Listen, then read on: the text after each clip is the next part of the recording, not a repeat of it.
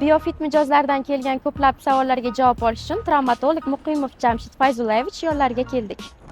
Jamshid Fayzullayevich, sizga savolim, odamning bo'yi necha yoshgacha o'sishi mumkin? Va alaykum assalom. Bu juda ham yaxshi, ya'ni to'g'ri savol bo'ldi. Odam o'sishi, bo'yini o'sishi endi har xil adabiyotlarda har xil bo'ladi. O'g'illarning o'sishi bo'yi 22-24 yoshgacha, qizlarda esa 22 yoshgacha, ya'ni 17 va 22 yoshgacha bo'ladi. O'sish davomiyligini to'xtashi shu yoshga to'g'ri keladi. Bo'y o'sishi o'zi genetika bilan bog'liqmi yoki tashqi omillar ham ta'sir qilishi mumkinmi?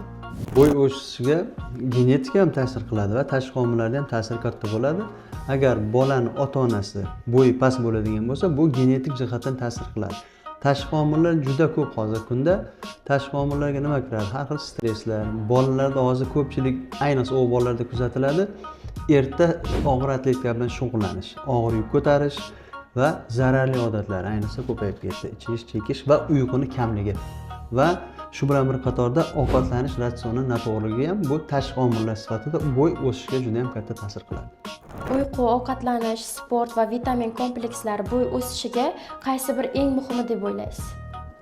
Sanab o'tganlaringiz hammasi ta'sir qiladi. 4 ta mana shu eng asosiyisini sanab o'tdingiz.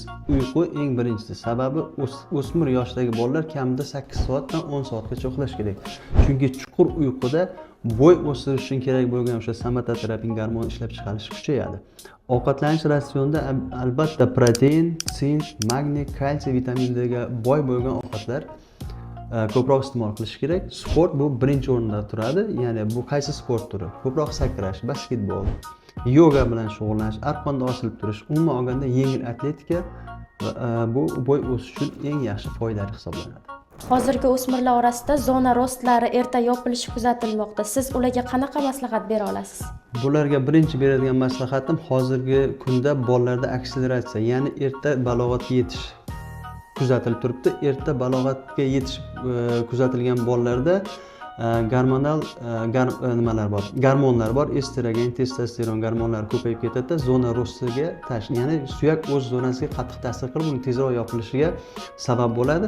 Ikkinchisi qalqonsimon bez kasalliklari, gipofiz bezi kasalliklarida ham xuddi shunday zona rostisi ertaroq bekiladi. Bundan tashqari boyagi yuqorida sanab o'tganim, ya'ni og'ir atletika bilan erta shug'ullanish, uyquni kamligi va shu bilan bir qatorda stress hamda zararli odatlar, tamakini chekish, har xil gazli ichimliklar, alkogol ichimliklarni me'yordan ortiq iste'mol qilish zona rostini yopishi, ya'ni tezroq yopilishiga sabab bo'ladi.